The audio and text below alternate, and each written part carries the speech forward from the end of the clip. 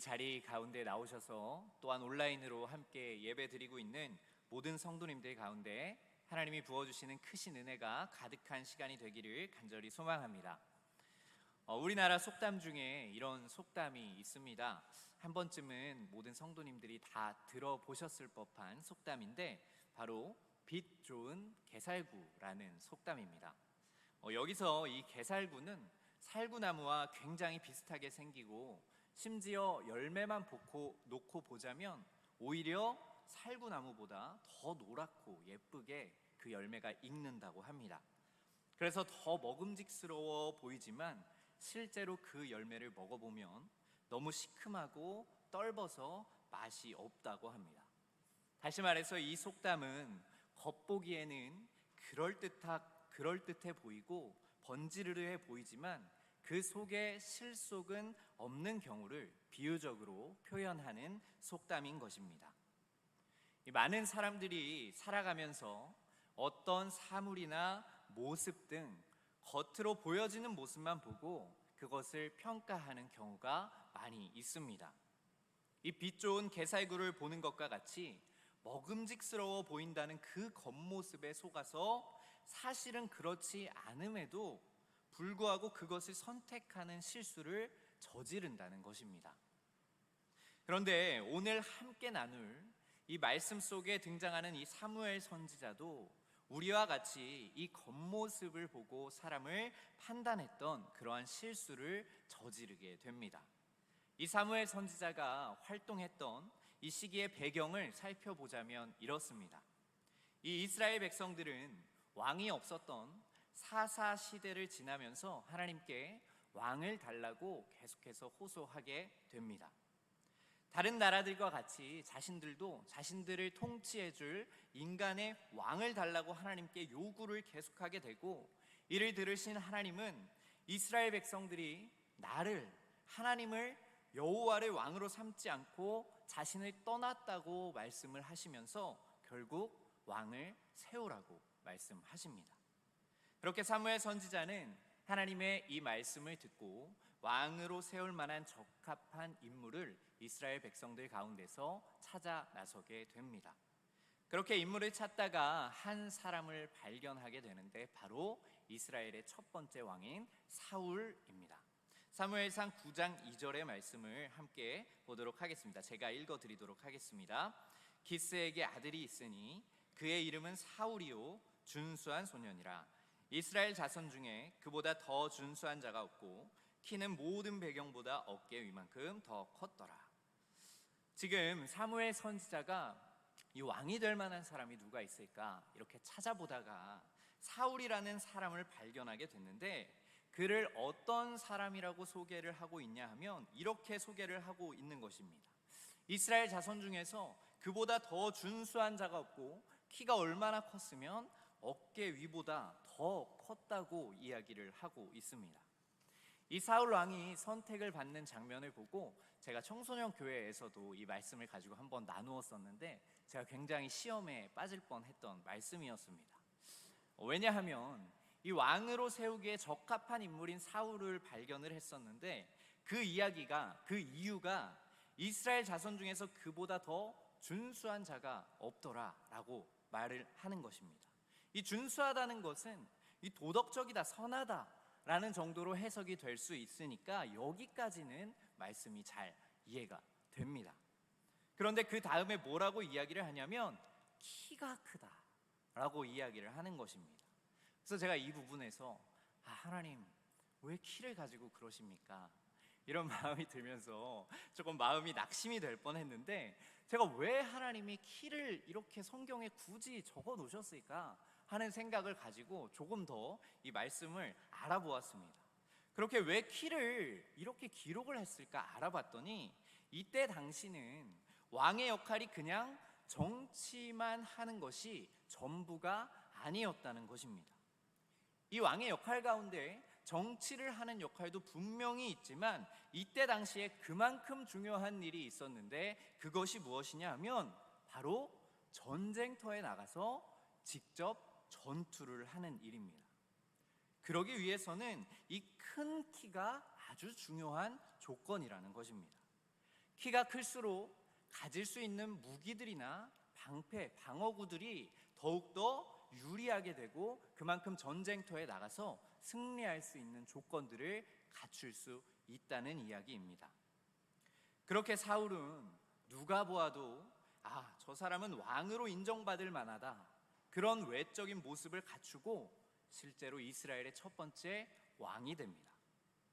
그런데 이 사울이 시간이 지나면서 점점점 하나님께 불순종하게 되고 자신의 뜻대로 행하게 됩니다. 그런 일이 계속해서 반복되자 하나님은 이 사울을 왕으로 세운 것을 내가 후회한다고 말씀하십니다. 사무엘상 15장 35절의 말씀인데 제가 읽어드리도록 하겠습니다. 사무엘이 죽는 날까지 사울을 다시 가서 보지 아니하였으니 이는 그가 사울을 위하여 슬퍼함이었고 여호와께서는 사울을 이스라엘 왕으로 삼으신 것을 후회하셨더라.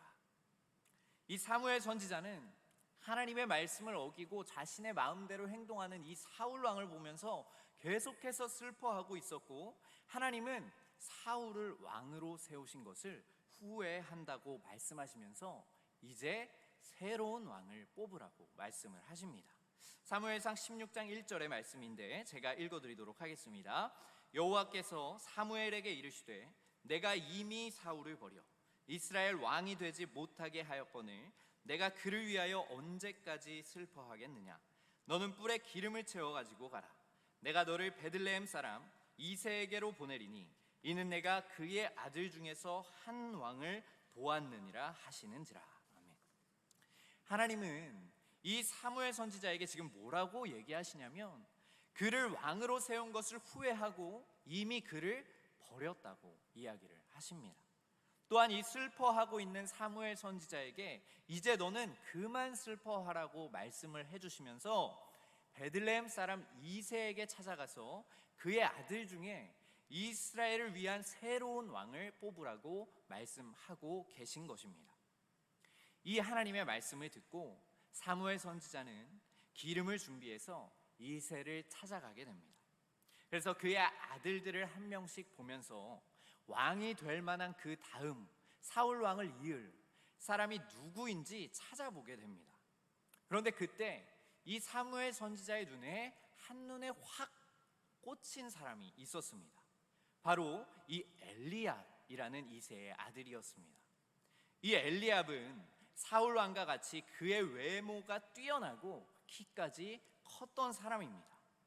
누가 보더라도 저 사람 정도면 왕이 되기에 충분한 모습이다 라고 생각이 들 만한 외적인 충분한 조건을 갖추고 있었습니다.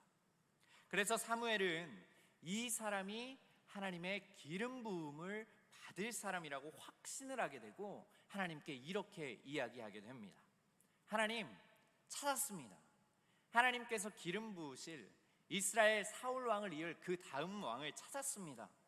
이 사람 누가 보아도 왕으로 인정받을 만한 충분한 외적인 요건을 갖추고 있는 사람입니다 라고 이야기를 하게 됩니다. 사무엘 선지자는 지금 사울 왕을 세웠을 때와 같이 외적인 모습을 보고 하나님께 그렇게 이야기를 하고 있는 것입니다. 하지만 그러한 외적인 조건들만 보고 세웠던 사울 왕이 결국 하나님을 떠나서 자신의 마음대로 행했던 사울 왕의 모습을 확인했던 이 하나님은 사무엘 선지자에게 따끔하게 아주 이야기를 해주십니다. 사무엘상 16장 7절의 말씀인데 우리 중요한 말씀이니 함께 한번 읽어보도록 하겠습니다. 16장 7절의 말씀입니다. 시작. 여호와께서 사무엘에게 이르시되 그의 용모와 키를 보지 말라. 내가 이미 그를 버렸노라. 내가 보는 것은 사람과 같지 아니하니 사람은 외모를 보거니와 나 여호와는 중심을 보느니라 하시더라. 아멘. 지금 하나님께서 사무엘 선지자에게 뭐라고 이야기를 하고 계십니까? 하나님이 말씀하시기를 사무엘 선지자에게 그의 용모와 키를 보지 말아라 라고 이야기를 하십니다. 그리고는 내가 보는 것은 너희들 사람들이 보는 것과 같지 아니하니 사람들은 외모를 보거니와 나 여호와는 그 가운데 있는 중심을 보신다고 말씀을 하십니다. 여기서 우리는 사람이 보는 것과 하나님이 보시는 것에 분명한 차이가 있음을 확인할 수가 있습니다. 사람은 무엇을 본다고 얘기하고 있나요? 바로 외모입니다.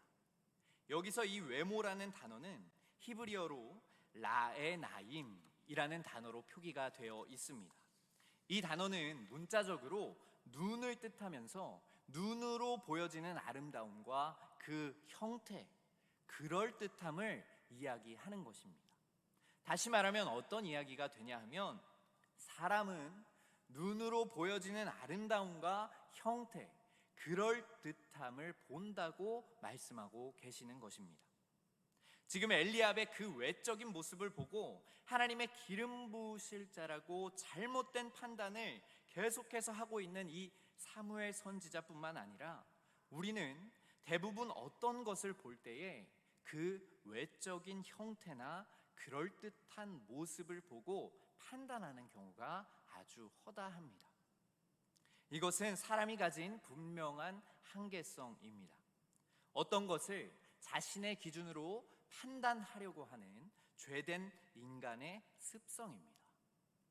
이런 모습이 우리 안에 가득하기 때문에 우리는 어떤 것을 준비할 때도 혹은 나의 이미지를 만들어갈 때에도 이 외적인 모습만을 만들기에 급급해 하는 것입니다. 어떤 일을 준비할 때에도 이 일이 다른 사람들이 보기에 어떻게 하면 좋게 보여질까? 어떻게 하면 이 일이 남들에게 성공적으로 보여질 수 있을까? 라는 생각을 가지고 그 일을 준비합니다. 또한 거기서 끝나지 않고 하나님 앞에 나아갈 때도 우리 안에 이런 모습이 남아 있습니다. 예배를 드릴 때도 내가 이 정도로 예배하면 하나님이 받으시겠지. 하나님 앞에서 봉사할 때도 내가 이 정도 봉사하면 다른 사람들도 인정해 주겠지. 내가 이 정도 찬양하면, 내가 이 정도 기도하면 그럴듯하게 보이겠지 하는 외적인 모습만을 생각하는 잘못된 열심이 우리 안에 있다는 것입니다. 그러나 하나님은 오늘 말씀을 통하여서 우리에게 분명하게 말씀하고 계십니다. 나는 외적인 것을 보는 게 아니라 중심을 본다고 말씀하십니다. 여기서 이 중심이라는 단어는 레바브라는 히브리어로 기록이 되어 있습니다. 이 레바브라는 단어는 마음, 동기라는 뜻으로 해석이 될 수 있는데, 다시 말하면 어떤 이야기냐 하면 하나님은 외적인 형태나 그 그럴듯한 모습을 보시는 게 아니라 그 중심에 있는 마음의 동기, 뜻을 보신다는 말씀입니다. 우리는 남들에게 인정받기 위해서 그럴듯함으로 우리를 포장해 보려고 합니다. 내가 이 정도면 충분하겠지. 내가 이만큼 하면 그래도 누가 보아도 그럴듯하게 보이겠지. 내가 이렇게나 많은 성공을 했는데 인정받을 만하겠지 하고 생각합니다. 하지만 하나님은 지금 그런 모습을 본다고 말씀하시지 않는 것입니다. 너가 그 정도 했어도 네 마음의 동기가 지금 잘못되어 있다면, 하나님을 향해서 온전하지 않는다면 너 그거 아니야. 너가 그만큼 했어도 다른 사람들이 보기에는 그럴듯하게 보일 수 있지만 네 마음의 동기가 잘못 세워져 있다면 너 그거 아니야. 너가 수많은 사람들에게 인정받고 있지만, 많은 성공을 했지만 네 마음의 동기가 지금 하나님 앞에 올바르게 세워져 있지 않다면 나는 너를 인정하지 않아 라고 하나님이 말씀하고 계시는 것입니다. 우리 사랑하는 한해비전교회 모든 성도님들은 어떤 것을 채우려고 세워나가려고 노력하고 계십니까? 내가 하고 있는 일, 내가 드리는 예배, 나의 모습의 외적인 형태를 더 그럴듯하게 포장하려고 하십니까? 아니면 내가 외적으로 포장할 수 있는 것이 별로 없어도, 남들에게 내세울 만한 것이 별로 없을지라도 정말 내 중심, 내 마음의 동기만은 다른 것 생각하지 않고 하나님을 위해서 살아가고 계십니까? 저와 오늘 함께 예배하는 모든 성도님들이 사람들에게 인정을 받을 만한 외적인 모습에 힘을 다하는 것이 아니라 하나님께서 바라보고 계시는 그 중심을 바르게 세우시는 데에 온 힘을 쏟으시기를 간절히 소망합니다.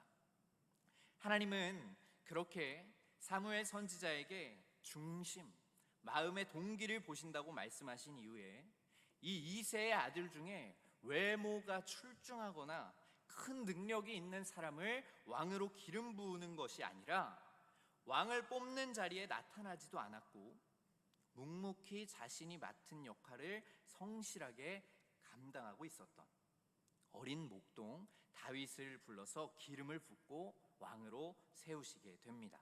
사무엘상 16장 12절의 말씀을 우리 함께 보도록 하겠습니다. 제가 읽어드리도록 하겠습니다. 이에 사람을 보내어 그를 데려오매 그의 빛이 붉고 눈이 빼어나고 얼굴이 아름답더라. 여호와께서 이르시되 이가 그니 일어나 기름을 부으라 하시는지라. 아멘. 이 말씀을 보고 우리 성도님들이 혹시 오해하시는 성도님들이 계실 수가 있습니다. 분명히 하나님이 앞전에 중심을 본다고 말씀하셨는데 왜 다윗의 빛이 붉고 눈이 빼어나고 그 얼굴이 아름답다는 이 외적인 형태, 이러한 모습을 이야기하고 있는 것인가? 라고 질문을 하실 수도 있습니다. 하지만 지금 이 말씀은 다윗의 그냥 외적인 모습만을 바라보고 하는 이야기가 아닙니다. 이 모세가 이스라엘 백성들을 이끌고 이 출애굽을 해서 시내산에서 하나님이 말씀하시는 십계명을 돌판에 기록할 당시 무려 40일을 먹지도 않고 마시지도 않았다고 성경은 기록을 합니다. 하지만 40일이 지나서 그 시내산에서 내려왔던 모세의 얼굴에 성경은 뭐라고 기록하고 있냐면 광채가 났다고 기록을 하고 있습니다. 조금 긴 말씀인데 출애굽기 34장 28절부터 30절까지의 말씀을 보면 이렇게 기록이 되어 있습니다. 제가 읽어드리도록 하겠습니다. 모세가 여호와와 함께 40야를 거기 있으면서 떡도 먹지 아니하였고 물도 마시지 아니하였으며 여호와께서는 언약의 말씀 곧 십계명을 그 판들에 기록하셨더라. 모세가 그 증거의 두 판을 모세의 손에 들고 시내산에서 내려오니 그 산에서 내려올 때에 모세는 자기가 여호와와 말하였으므로 말미암아 얼굴 피부에 광채가 나나 깨닫지 못하였더라. 아론과 온 이스라엘 자손이 모세를 볼 때에 모세 얼굴의 피부에 광채가 남을 보고 그에게 가까이 하기를 두려워하더니. 아멘. 지금 이 40일을 아무것도 먹지 않았던 모세의 얼굴에 뭐가 난다고 기록하냐면 광채가 난다고 기록을 합니다. 심지어 가까이 가기가 두려울 정도로 광채가 났다고 이야기를 합니다. 상식적으로 우리가 생각을 했을 때에 40일을 아무것도 먹지 않은 사람을 생각해 본다면 과연 그 얼굴의 외적인 모습을 보고 광채가 난다고 표현할 수 있겠습니까? 제가 초등학생 때 제가 정말 사랑하고 존경하는 저희 아버지께서 이 21일 금식을 하셨던 적이 있습니다. 그때 제가 정확한 것들이 다 기억이 나진 않지만 그 외적인 모습이 어렴풋이 기억이 나는데 정말 힘이 하나도 없으셨고 그 얼굴이 완전히 야위셔서 저와 무슨 대화도 잘 하지 못하셨던 그런 기억이 제 머릿속에 있습니다. 이 21일을 금식해도 그 정도인데 외적인 모습이 그렇게나 야유어가는데 이 40일을 금식하면 어떤 모습이겠습니까? 다시 말해서 이 모세의 얼굴에 광채가 났다고 표현하는 것은 그 외적인 모습만을 이야기하는 것이 아니라 그 모세의 중심, 마음의 동기가 하나님 앞에 올바르게 세워졌기 때문에 성령의 충만한 임재를 받았고 그것을 광채가 난다고 표현하고 있는 것입니다. 다윗을 아름답다고 표현하고 있는 오늘 본문 말씀의 말씀도 이와 같은 맥락입니다. 그저 외적인 다윗의 그러한 모습만을 보고 그가 아름답다고 이야기하는 것이 아니라 하나님이 보시기에 그 다윗의 마음의 중심, 마음의 동기가 올바르게 세워졌기 때문에 그가 아름답다고 표현하고 있는 것입니다. 그리고 하나님은 이렇게 마음의 중심이 올바르게 세워진 다윗을 택하시고 왕으로 기름을 부으시게 됩니다. 말씀을 정리하고자 합니다. 제 앞에 제가 특별히 들고 온 것이 있는데 이 물이 담긴 2개의 병과 잔이 있습니다. 잘 보이시나요 혹시? 네, 화면에 잘 보일 텐데 하나는 누가 보아도 볼품이 없어 보이고 완전히 찌그러진 물병에 담긴 물이고, 하나는 아주 예쁜 잔에 담긴 물입니다. 그럼 이 예쁜 잔, 멋진 잔에 담긴 물을 제가 마실 수 있을까요? 네, 마실 수 있습니다. 제가 한번 마셔보도록 하겠습니다. 네, 마실 수 있는 물입니다. 그렇다면 이 볼품 없어 보이고 이 쓰레기 같아 보이는 물병에 담긴 물도 마실 수 있는 물일까요? 마실 수 없는 물이면 제가 질문을 하지 않았겠죠? 그렇죠? 물론 마실 수 있는 물입니다. 제가 이 물도 한번 먹어보도록 하겠습니다. 제가 이 쓰레기 같아 보이고 하나도 볼품 없어 보이는 다 찌그러진 물병에 담긴 물을 마실 수 있는 이유가 무엇일까요?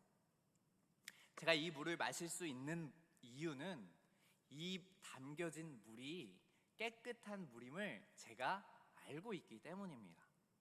사람들이 볼 때는 이 물병의 외적인 모습만을 보고 이 물이 먹지 못할 물이라고 생각을 할 수 있습니다. 하지만 제가 깨끗한 물을 이 물병에 담았기 때문에 저는 이 물이 깨끗한 것을 알고 이 물을 마실 수 있는 것입니다. 하나님 또한 마찬가지입니다.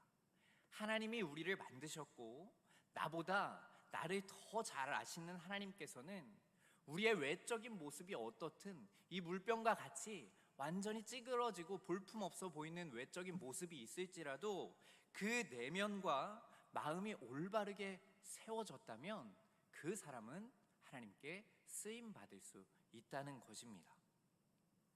하나님 비전교회 모든 성도님들, 사람들은 무언가를 바라볼 때에 표면적으로 드러나고 어느 정도를 갖추어져 있나를 보게 되어 있습니다.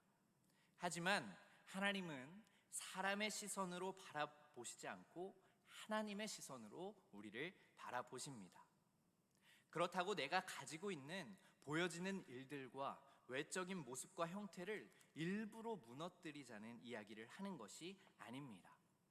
이 사람을 의지하고 사람들에게 인정을 받는 것이 전부가 아니고 하나님을 의지하고 하나님께 인정을 받는 것이 그 어떠한 것보다 더욱 가치 있음을 아신다면 외적인 형태만을 세워가는 것이 아니라 내 마음의 동기를 온전히 세우며 살아가야 한다는 것입니다.